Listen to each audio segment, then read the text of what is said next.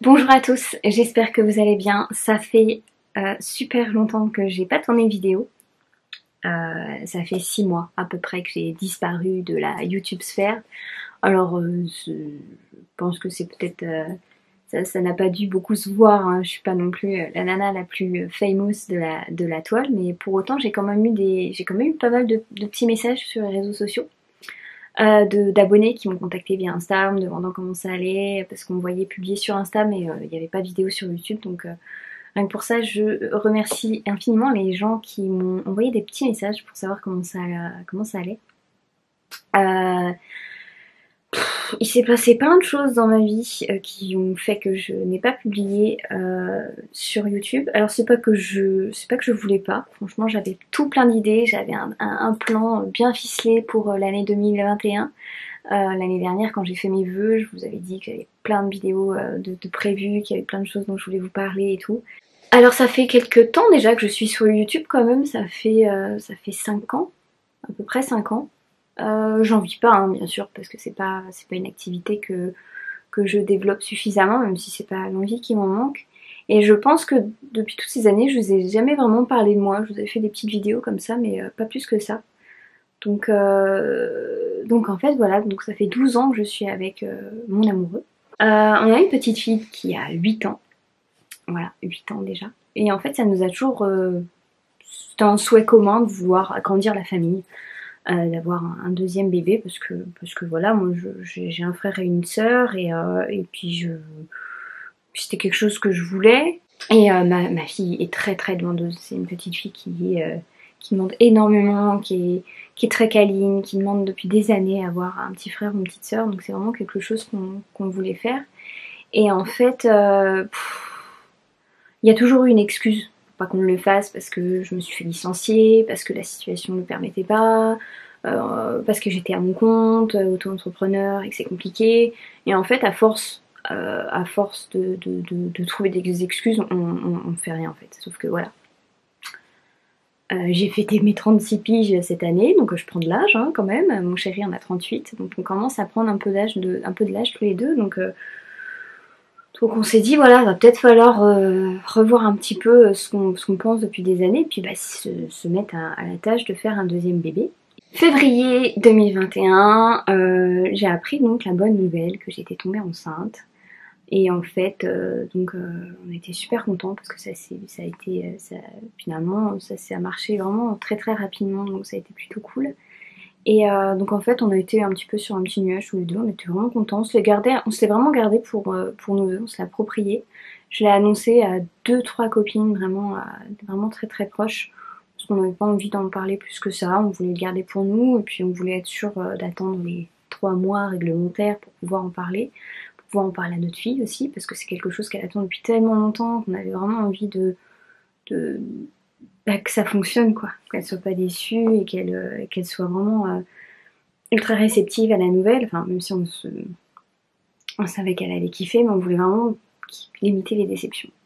Ouais, je l'ai senti tout de suite, je l'ai senti au niveau de la poitrine, j'ai une poitrine qui me faisait super, enfin pas super mal, mais c'était vraiment super tendax, c'était très sensible, donc je me suis doutée qu'il se passait quelque chose, et bon, bah, forcément, quand j'ai fait le test de grossesse, bah, ça s'est avéré positif, aux joies, au bonheur, et donc j'ai contacté ma sage-femme, qui m'a fait les prescriptions, les prescriptions bah, assez basiques, hein, la prise de sang, tout ça. Et ensuite, elle m'a donné une ordonnance pour faire une écho de datation. Donc l'écho de datation, ça permet d'avoir une idée de la date de conception et de savoir où est-ce que l'on en est au terme de sa grossesse. Et ça a été quelque chose qui était vraiment qui était utile parce qu'en fait, moi, je savais quelle date ça avait été conçu, mais en fait, par rapport à mes dernières règles, j'avais 3 semaines de fossé. Donc en fait, on se basait sur mes règles, alors que pas du tout. Moi, j'arrêtais pas de leur dire, les gars, faut pas se fier à mes règles parce que c'est pas du tout ça qui correspond. Ça correspond à ma date d'ovulation qui a eu 3-4 semaines de retard. Donc faut vraiment pas se fier à ça. Donc avec mon chéri, on part faire l'écho de datation. Tout se passe bien, mon chéri qui était un petit peu impressionné, surtout quand il est sorti, la sage-femme nous a sorti la sonde qui allait permettre de voir un petit peu plus ce qui se passait à l'intérieur. Je pense que là, il a détourné le regard tout de suite, hein, ce que je peux comprendre. Déjà, moi c'est pareil, c'était un truc... j'avais pas eu de sonde comme ça pour la première, j'avais fait que des échos externes, et je connaissais pas l'échographie interne. Donc ils nous sortent un truc comme ça, c'est assez impressionnant. Donc mon chéri il était collé à l'écran derrière, il regardait, il regardait pas du tout ce qui se passait de l'autre côté, donc ça m'a fait rire. On a fait l'écho de datation, tout se passe bien, et ma sage-femme me dit bon, problème, on voit quelque chose, mais c'est encore trop petit, donc il faudrait refaire une écho de datation. Donc ça c'est quelque chose qu'on a fait 3 semaines après. On va aller à l'écho de datation, tout se passe bien, rebelote, là on voit un peu plus, mon chéri qui est super impressionné en disant oh, c'est un truc de ouf, comment 3 semaines ça grandit vite et tout, donc c'est vrai que c'était un truc, c'était un moment assez hors du temps que vraiment je conseille à tout le monde parce que c'est un moment qui est fabuleux, on était là entre tous les deux avec la nana et à regarder le cœur qui battait si vite et tout, donc c'est vraiment quelque chose d'assez impressionnant et de beau en même temps, donc on était vraiment scotchés à cet écran là en disant putain c'est ouf, vraiment c'était assez incroyable. Et en plus repartir à la maison l'air de rien en essayant de garder notre sérieux parce que voilà notre fille était pas au courant, donc c'est vraiment un moment que pour nous quoi, donc vraiment un truc assez fort. Et donc voilà, on prend donc le rendez-vous pour je crois que c'était un mois après pour l'écho du coup l'écho du premier trimestre qui allait nous en dire un petit peu plus sur la grossesse. Alors à ce moment-là, on est à peu près à 9 semaines. On est à 9 semaines. Dans ma vie, ça se passe bien. Hein. Je continue mes activités, donc à travailler. Même si c'est un petit peu compliqué parce que on nous annonce un confinement qui n'était pas forcément le bienvenu. Donc c'est un peu hard. On était tous en expectative à se demander si on n'allait pas tous se faire reconfiner et ce qui allait se passer. Donc voilà, donc je suis un petit peu plus de 9 semaines. Donc on s'est dit, avec mon amoureux, on va l'annoncer à notre fille. Parce que voilà, je dis là ça commence à se voir, elle me pose plein de questions. Je peux pas trop le cacher, je vois pas trop comment je peux faire. Enfin, je peux pas mettre des bandeaux sur le bide pour le cacher. Donc je dis là ce qu'on peut faire c'est l'annoncer à la petite. Donc ça a été une chose qui a été vraiment, qui était super émouvante parce que c'était trop mignon. En fait, on lui a montré la photo de l'échographie et on lui a demandé voilà, aujourd'hui je suis allée voir le médecin avec papa et on a été voir le médecin et voilà ce qui s'est passé. Et voilà ce qu'il m'a donné. Et donc on lui donne l'échographie. Et je lui montre et je lui dis qu'est-ce que c'est. Elle me dit c'est une photo. Et je lui dis mais c'est une photo de quoi? Elle me dit bah c'est une photo de ton ventre. Et je lui dis ok. Et je dis bah qu'est-ce que tu comprends? Elle me dit bah que t'as un bébé dans ton ventre. Donc c'était super cool, j'ai filmé et tout, donc c'était vraiment c'était trop chou de la voir toute excitée là. Tout de suite elle lui a écrit une lettre, elle lui a fait des mots, elle lui a mis, j'ai même un mot là, tiens, j'ai encore un... J'ai même encore un petit mot. C'était trop mignon. Voilà. Bonne nuit maman et le bébé. Je t'aime d'amour. Il me manque un mot, mais je t'aime d'amour. Donc c'était trop mignon. Elle lui a écrit, ça c'est des petits mots que j'ai gardés précieusement. Et elle lui a écrit une lettre et tout. Enfin c'était vraiment, elle est partie dans un délire. Ça fait tellement longtemps qu'elle attend ça. Et en fait, bah c'est après que tout s'est un petit peu... tout s'est un peu cassé la gueule. Et en fait, ce qui s'est passé, c'est que une semaine après, c'était donc le samedi. Donc le samedi, je vais aux toilettes. Et là, il y a un peu de sang. Panique pas, je me dis voilà, c'est un truc qui peut arriver. C'est pas non plus, c'est pas quelque chose de, c'est pas banal, mais c'est pas non plus inquiétant. J'ai pas de douleur, j'ai rien. Et je contacte une de mes meilleures amies qui est médecin et je lui explique un peu. Elle me dit bon écoute tu paniques pas, ça peut arriver. Elle me dit Si d'ici demain t'as plus rien, t'attends un peu, tu consultes ta sage-femme le lundi, tu verras bien. Et puis par contre, si demain il y en a encore, tu vas à l'hôpital et on avisera. La journée se passe, pour moi tout va bien, j'ai pas de douleur, rien du tout. Et le lendemain, pareil, rebelote, je suis aux toilettes et là, pareil. Bon. Donc j'avais déjà prévenu la veille mon chéri. Et là je lui dis faut qu'on aille à l'hôpital. Il se passe quelque chose, je sais pas ce qui se passe, mais faut qu'on aille à l'hôpital quoi. Il y a un truc, au moins pour être sûr, au moins pour valider, pour qu'on regarde qu'il n'y ait pas un truc chelou. Et donc on va à l'hôpital avec la petite dans la voiture. Donc on lui explique, la gamine, on essaie de lui expliquer avec nos mots que voilà, qu'il se passe des petites choses et qu'il faut qu'on voit si tout va bien, si bébé va bien et tout. Et en fait, arrivé dans l'hôpital, qui est pas très loin, hein, franchement, il est à 5 minutes en voiture. J'arrive devant l'hôpital et là, on me dit que mon chéri peut pas rentrer parce que c'est le Covid. Donc faut que je rentre toute seule. Donc déjà là, c'était un peu compliqué parce que moi, la seule fois où je suis rentrée dans un hôpital de ma vie, c'est pour accoucher de ma fille. J'ai jamais eu de bras cassés, rien d'opération, rien. Il m'arrive à rien. Donc on peut pas dire que l'hôpital, je me sens vraiment à l'aise. C'est vraiment un endroit qui me fait peur. Enfin, je suis pas. C'est vraiment un truc. Je suis pas du tout à l'aise avec ce genre d'endroit. Et du coup, je me suis retrouvée un peu, je sais pas, hors de mon corps, on va dire. C'était un truc, à un moment, un peu, je savais pas trop ce qui se passait. Et là, j'arrive devant le mec de la sécu, donc qui me dit gentiment que mon mec ne peut pas rentrer à cause du Covid, ok. Et là, il me demande ce qui se passe, donc je lui explique. Je dis voilà, je suis enceinte, j'ai eu des pertes ce matin, donc je voudrais voir un médecin, je voudrais voir ce qui se passe. Et là, le mec, il me demande à combien j'en suis, combien de semaines j'en suis. Donc je lui dis, écoutez, je suis 10 semaines, je dis, je dois être à 10 semaines, 11 semaines. Normalement, j'ai mon écho officiel dans un peu plus d'une semaine, donc je suis à presque 10 semaines, quoi. Et là, il me dit, ok, c'est les urgences normales. Déjà, je savais pas qu'en fonction du terme où on était, le traitement était différent d'une femme à une autre. Donc, je pense que là, je suis tellement dans l'expectative, je suis tellement dans le. J'ai pas trop ce qui se passe, donc en fait, je réagis pas. Et là, en fait, ça a été un enchaînement de. Ça a été une prise en charge qui a été tellement violente, qui a été tellement inhumaine. Voilà, ça a été en fait un enchaînement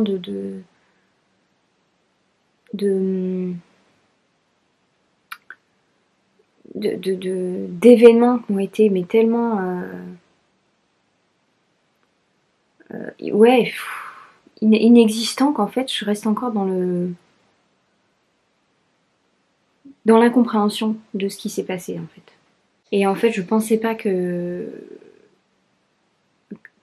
puisse traiter des gens de cette manière en fait. Alors bon, j'ose espérer que je suis la seule à qui il s'est passé ça. Toujours est-il que j'ai été prise en charge par une infirmière qui m'a posé des questions, donc je lui ai répondu. Elle m'a dit, vous savez, quand vous avez des pertes comme ça, c'est possible que ce soit une fausse couche. Bon, déjà, je viens d'arriver, ma cocotte, j'étais pas prête à ce genre de révélation, tu vois. J'avais déjà lu que ça pouvait arriver dans une grossesse, en début de grossesse, que ça pouvait arriver, que c'était pas non plus le truc le plus grave du monde, quoi. Bon. Elle me fait monter en service d'urgence gynécologique, donc j'étais un peu paumée parce que l'hôpital est très grand, et puis alors, comme je vous dis, moi les hôpitaux ça me fait tellement flipper que dans ces cas-là je suis un peu en mode je dois aller où, j'ai tellement peur de me tromper de service et de me retrouver à la mort ou je sais pas quoi que je perds tous mes moyens. Et donc je monte, je vais dans la salle d'attente, j'ai pas attendu trop longtemps, franchement de ce côté-là ça a été assez rapide, j'ai dû attendre une demi-heure. Donc ça va, j'estime que je suis quand même assez chanceuse de ce côté-là. Bon, c'est le seul point positif, hein. Après ça a été une catastrophe. Donc j'attends. Je suis prise en charge par une nana. Donc je vais me faire ausculter. Je rappelle que j'étais seule, hein. J'étais vraiment toute seule. Donc rebelote, elle me demande de lui expliquer, je lui raconte ce qui se passe, que j'ai pas de douleur, j'ai rien, mais c'est juste que j'ai des petites pertes et que je m'inquiète un petit peu, machin. Que je suis à pratiquement, je suis un peu plus, ouais, 10 semaines, un peu plus de 10 semaines de grossesse, machin, que c'est pas la première, que j'ai une petite fille de 8 ans, machin, blablabla. Elle me fait l'échographie, et en fait, là au niveau de l'échographie, je vois tout de suite qu'il y a un problème. J'entends rien, je vois rien, il n'y a rien qui bouge, enfin j'ai compris tout de suite qu'il y avait un souci. Et en fait, la nana, donc la docteure, en fait, elle va pas prendre de gants. Elle va me dire, écoutez, visiblement le cœur ne bat plus, mais je suis pas sûre. Donc je vais aller chercher mon responsable. Et elle est partie. Elle est partie chercher son chef. Donc moi j'étais toute seule. Et j'ai pas compris en fait.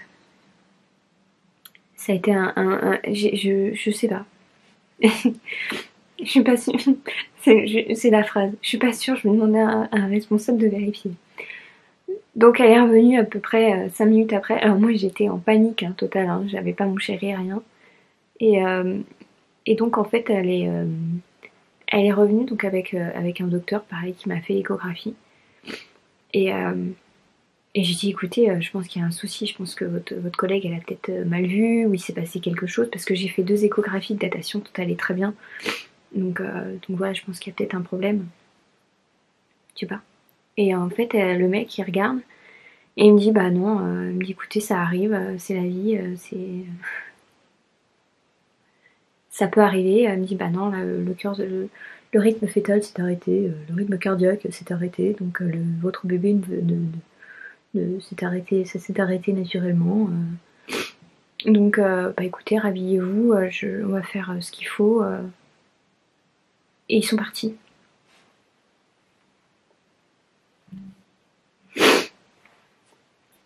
Donc je fais quoi en fait? Donc bah je me suis rhabillée, hein. Et puis j'étais dans le couloir, dans un état catastrophique. C'était une horreur, une horreur. J'étais mais au bout de ma vie, j'étais en train de... J'ai rarement autant pleuré de ma vie, j'étais super mal. Et en fait, le premier truc qui m'est venu à l'idée, c'est ma fille en fait. Je me suis dit, mais ma pauvre chérie, elle va être tellement déçue de ce qui s'est passé, d'apprendre qu'elle va pas être grande sœur en fait. C'est un truc qu'elle attend depuis tellement longtemps. En fait, c'est à elle que j'ai pensé en premier parce que c'était violent.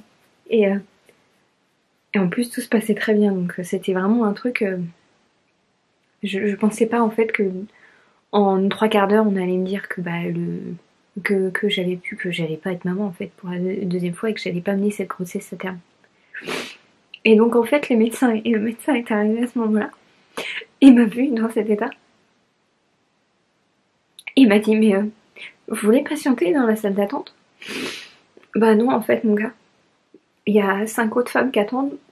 Ça se voit que je suis enceinte, donc si elles me voient dans l'état que je suis, j'ai peut-être pas envie de les paniquer, et si elles sont là, c'est qu'il y a un problème, donc j'ai pas forcément envie de les inquiéter plus que ça, donc je vais pas aller dans la salle d'attente.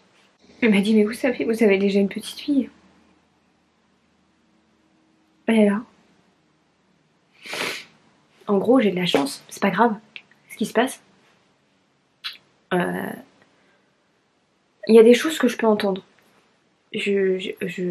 À aucun moment je m'en veux d'avoir perdu ce bébé ou quoi que ce soit, on en a parlé avec mon amoureux et voilà, c'est la vie, ça fait partie du cycle et voilà, si c'est passé ça, c'est qu'il y avait quelque chose qui n'allait pas et je préfère vivre avec, enfin je préfère me dire ça plutôt que d'apprendre des années plus tard qu'il y a un problème. Alors que je sois déjà maman, c'est un fait. Après, qu'on en ait voulu un deuxième, c'était quelque chose qui était vraiment désiré, qui était déjà vraiment voulu. Donc on me sorte, mais vous en avez déjà une, je vois pas du tout, enfin c'était pas correct du tout. Et j'aurais voulu que cette histoire s'arrête là, seulement ça n'a pas été le cas. Ils m'ont donné un sac avec les médicaments, donc ils m'ont expliqué. Ils m'ont dit voilà, ça c'est les médicaments à prendre, vous les prenez toutes les 2 heures, toutes les 2-3 heures, vous avez 2 comprimés à prendre toutes les 3 heures à peu près. Et Et voilà, donc ils m'ont donné ça, je suis repartie. Complètement choquée. Franchement, j'étais dans un état, mais... Donc je suis sortie de l'hôpital comme j'ai pu. Vraiment, il s'est passé 3 quarts d'heure. Franchement, c'était un truc de... 3 quarts d'heure, 1 heure. À tout casser, ça a été très très rapide. Donc j'ai appelé mon chéri pour lui dire, déjà pour qu'il vienne me chercher. Et pour lui dire que c'était fini. Qu'on avait perdu le bébé et que... Bah, enfin... Donc il m'a dit, ok, j'arrive, il est parti. J'avais pas envie de parler... je voulais l'envoyer, je le voulais pas... Et en fait, j'ai appelé, tout de suite après, j'ai appelé Mélissa. Si vous la connaissez pas, c'est Mélissa du blog Golden Wendy. Je vous invite vraiment à aller voir ce qu'elle fait parce qu'elle a un compte magnifique où elle parle de parentalité avec son amoureux.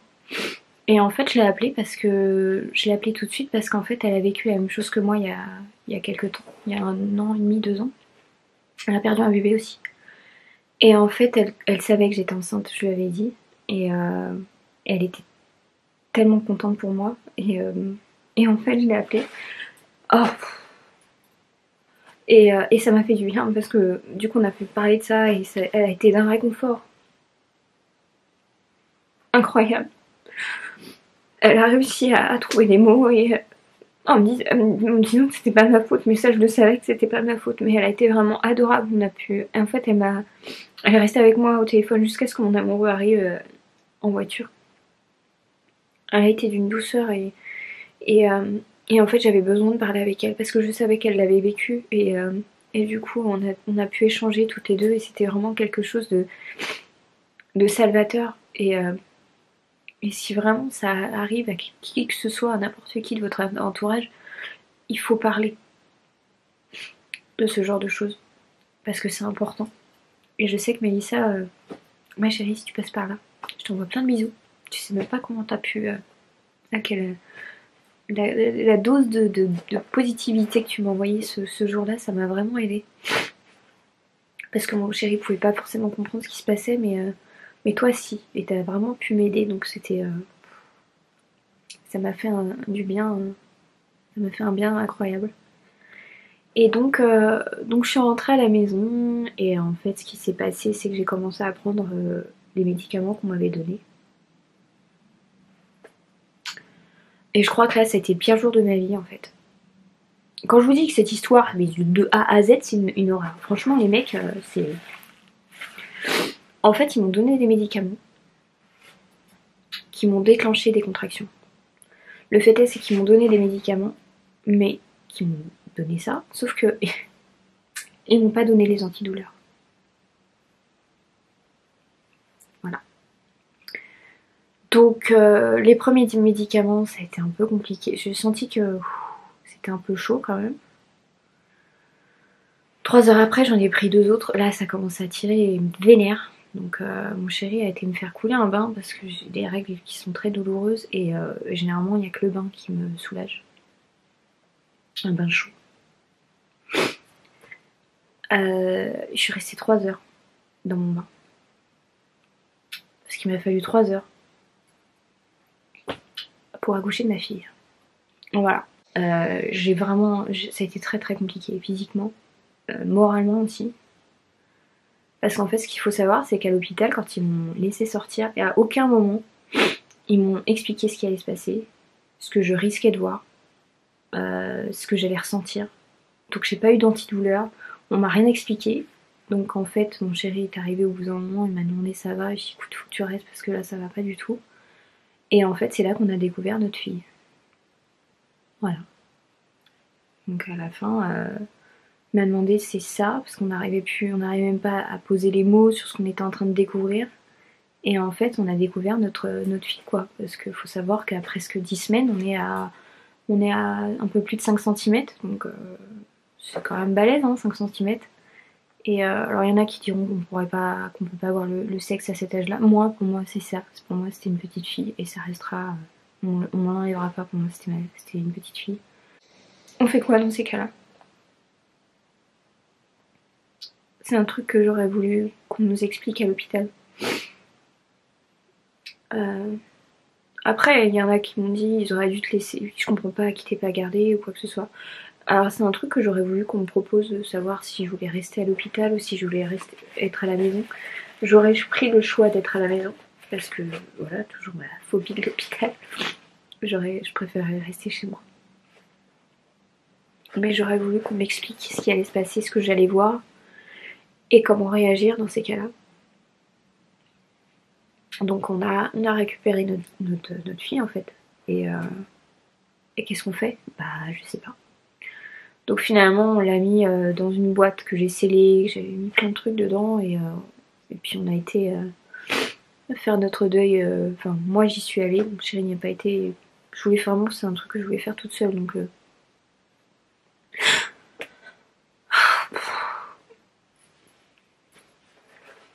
et j'aurais voulu que ce soit fini.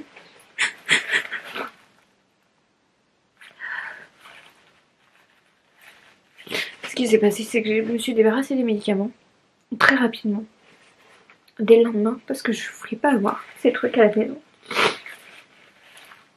Et donc je suis allée à la pharmacie, je leur ai donné. Et ce que je savais pas, c'est que c'était pas fini. Bah non. Parce que quand on a un bébé, il se passe quoi à la fin? Bah, le placenta est libéré. Et ça c'est pareil, c'est un truc... moi j'ai ma fille il y a 8 ans, donc c'est quelque chose dont je me rappelais pas. Et en fait, j'ai expulsé le placenta plus de 12 heures après. Il aurait pu se passer tellement de choses. J'ai pas fait d'études de médecine, de rien. Mais je sais que garder ça, c'est pas bon. Il aurait pu m'arriver n'importe quoi. Une infection, quelque chose. J'aurais voulu qu'on m'aide, qu'on me donne ce qu'il allait faire parce que finalement, suite à ça, qu'est-ce qui s'est passé? Eh bien, j'ai eu forcément le retour de couche. Le retour de couche qui a été un peu raide parce que pareil, tout ça c'est des détails dont j'avais tellement oublié le truc. Je veux dire, quand ma fille, je l'ai eu il y a 8 ans, donc il y a plein de trucs dont je me rappelais plus. Et puis je veux dire, j'étais tellement pas assez avancée dans ma grossesse que c'est des détails dont je m'étais même pas intéressée en fait. Je m'attendais pas à ce que ça arrive aussi rapidement. Donc le retour de couche, la chute hormonale, la descente hormonale qui a été violente aussi parce que alors, du coup j'étais en mode dépression, j'étais pas bien du tout. La petite n'a pas été à l'école d'ailleurs, je l'ai gardée avec moi. Déjà parce que je voulais lui parler. De deux, je me sentais pas du tout capable de pouvoir l'emmener à l'école, et puis j'en avais pas envie. Et j'étais mal, j'étais pas bien. Déjà, je veux dire, avec le fait de pas avoir pu, d'avoir gardé le placenta aussi longtemps, j'étais fatiguée, mais vraiment très fatiguée. J'avais encore mal, et c'était très très compliqué à vivre. Et je la voulais auprès de moi, je voulais ma chipie à côté de moi, donc et elle a été adorable. Elle m'a dit, tu sais maman, c'est pas grave, hein, si le bébé il est pas resté, c'est pas grave, peut-être qu'il y en aura une autre, peut-être qu'il y aura une autre graine. Enfin, elle a même pas été triste, elle était triste, mais c'était pas non plus... Elle a vu que j'étais mal en fait, et c'est une gamine qui est tellement adorable, qui est tellement... vraiment... elle donnerait des envies de maternité à tout le monde. Je dis pas ça parce que c'est ma gamine, mais c'est vraiment une gamine qui est sage, qui est adorable, là elle est dans sa chambre à côté, elle est en train de jouer, mais elle sait que je fais une vidéo, donc elle fait pas de bruit. Elle passe ses journées à écouter de la musique, à faire des petites vidéos avec son faux téléphone, tout ça. Enfin, elle est vraiment chouette. Et, donc c'est vraiment été un moment qui a été cool. Et heureusement que j'ai un chéri qui a été très présent, qui a été très présent. Parce qu'il y a, en fait, dans cette histoire, il y a trop de choses qui n'allaient pas. Le suivi qui a été inexistant. Autant psychologique que tout, médical, tout. J'ai appelé mes sages-femmes parce qu'en fait j'avais 2 sages-femmes. J'ai celle qui me suit d'habitude et qui m'avait conseillé une de ses collègues pour faire les échographies. Donc ma première sage-femme, je l'ai appelée tout de suite, elle a été désolée et elle m'a dit écoutez, s'il y a quoi que ce soit qui va pas, vous m'appelez. Elle me dit même si c'est à 18h pour me parler d'une vache qui est en train de courir dans un pré, elle me dit vous m'appelez, elle me dit vous hésitez pas. Donc c'était vraiment salvateur, ça m'a fait du bien. Et ma deuxième sage-femme, elle, pareil. En fait, on a gardé mon échographie officielle du premier trimestre, en fait, pour pouvoir regarder si tout allait bien. Parce que c'est pareil, hein, c'est un truc que l'hôpital n'avait pas donné. Hein. On m'a pas dit quoi que ce soit. Donc, on est sur une liste d'oubli qui est quand même assez conséquente et assez monumentale. Hein. Donc elle a regardé, elle a vu que tout allait bien, elle m'a dit voilà, tout se passe bien, tout est parti, il reste plus rien, donc là tout est nickel, tout est propre, vous pouvez recommencer quand vous voulez. Et c'est un sujet sur lequel on a discuté longuement avec mon chéri, qui pareil, il a été très, très ouvert là-dessus, il m'a dit écoute, si tu veux pas remettre ça, je le comprendrai et tout. Et je lui dis non, moi ça a été, dès le début c'était clair que je voulais réessayer. Alors je revivrai pas ça 10 fois, hein. Je m'infligerai pas enfin, non, je m'infligerai pas une fausse couche comme ça indéfiniment. Plus comme je vous ai dit, je prends de l'âge, donc même si 36 ans c'est pas vieux, c'est quand même, ça reste quand même assez tardif, donc voilà. Je pense dans cette histoire, il y a le fond et la forme. Ça aurait tellement pu se passer mieux que ça. Je veux dire, je suis pas la nana la plus dépressive du monde, je suis quand même quelqu'un de funky et tout, machin. Mais je me dis, et heureusement d'ailleurs que je suis comme ça parce que ça va, là je suis pas bien parce que je revis un peu tout ce qui s'est passé. Mais en fait, je l'ai pris, je vais pas dire que je l'ai bien pris, c'est un truc qu'il faut avaler. Mais je me dis qu'une nana qui a 20 ans, à qui ça arrive, en première grossesse, qui lui arrive tout pareil que moi, la même chose, mais c'est un truc de malade, quoi. Vous vous rendez pas compte le choc psychologique que c'est. Enfin, c'est d'une violence. Je comprends qu'il y ait des femmes qui s'en remettent pas, en fait. Alors, je sais pas si elles ont vécu la même chose que moi, parce que j'ose espérer, et de toute façon, on m'a dit que c'était pas le protocole, donc j'ose espérer que c'est le cas. Même si ma sage-femme m'a dit que malheureusement ça ne la surprenait pas, parce que c'était tellement compliqué maintenant de travailler dans un hôpital que malheureusement ils n'ont plus le temps de faire les suivis comme il faudrait. Mais je trouve ça impressionnant, quoi. Je me dis s'il y a d'autres nanas à qui ça arrivait, qu'on jamais eu d'enfant ou quoi que ce soit, mais je comprends que ce soit difficile après de vouloir recommencer, de vouloir... c'est un traumatisme qui est super violent. Donc voilà où on en est. Je pense que là, ça m'a un peu... est-ce que ça m'a calmé l'envie de faire un bébé? Non. J'espère que qu'on va y arriver. Je me mets même pas la pression parce que voilà, ça viendra quand ça voudra, ça sert à rien de se mettre la pression. Je continue à travailler.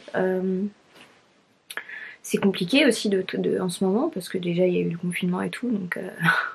Moi qui ai eu la bonne idée de lancer ma société de bougies artisanales, autant dire que c'est... Là, c'est un peu raide, ça pique un peu, mais on avance. Il a fallu qu'on digère tout ça. J'ai une amie à moi aussi qui est tombée enceinte. On était enceinte en même temps, mais vraiment en même temps. Et en fait, c'est un truc que je n'osais même plus aller la voir. En fait, j'ai eu tellement peur parce qu'elle est plus jeune que moi, elle a 26 ans. Et en fait, je crois qu'on devait se voir, et chaque fois je reculais le truc et tout, et un jour je lui ai dit il faut que j'y aille, quoi. Et en fait, je lui ai annoncé, ça s'est très bien passé, et elle a été adorable. Et d'ailleurs, une petite fille qui devrait arriver dans pas très longtemps, donc d'un côté, je préfère que ce soit moi que ce soit elle, parce que voilà, elle est encore jeune et tout, donc et je suis contente pour elle, mais j'ai mis du temps à discuter avec elle. Lui annoncer que j'avais perdu mon bébé, et parce que je voulais pas la stresser elle, je voulais pas l'angoisser. Je me rends compte que c'est un sujet qui est très très délicat. Les gens n'en parlent pas, comme si c'était un tabou, et je trouve ça vraiment très très très dommage. Alors déjà parce que une semaine après que ce soit arrivé, en fait je suis allée à l'école. Et en fait, On va dire que j'ai perdu tout ce que j'avais, tous mes signes de grossesse en une semaine, il n'y avait plus rien. Donc j'ai beaucoup senti les regards sur moi, les gens qui n'osaient pas et qui savaient pas, enfin, c'était tellement voyant. Et du jour au lendemain, j'arrive, il n'y a plus rien, c'était assez violent et je voyais bien qu'il y avait des regards sur moi, mais après il y a des gens que je connaissais pas, donc c'était compliqué pour eux de venir m'en parler, mais il faut parler de ça, parce qu'on a besoin, nous en tant que maman ayant eu des fausses couches, je pense que c'est important pour pouvoir avancer et il faut du temps, hein. Toutes les mamans, toutes les femmes à qui c'est arrivé vont pas venir vous voir du jour au lendemain en vous disant voilà, j'ai eu une fausse couche, c'est quelque chose qui est très très compliqué à digérer. Même moi, vous voyez, ça fait 6 mois que c'est arrivé et je vous en parle que maintenant. Mais je pense que c'est vraiment très important d'en parler pour pouvoir avancer, pour pouvoir faire son deuil, pour pouvoir rendre ça. Y a rien de tabou, quoi. C'est pas un échec. Une fausse couche, c'est pas un échec. C'est quelque chose malheureusement qui arrive, c'est de la nature. Alors après, la prise en charge est plus ou moins bien faite. Moi, de ce côté-là, c'était un peu, ça a été un peu loupé, les gars.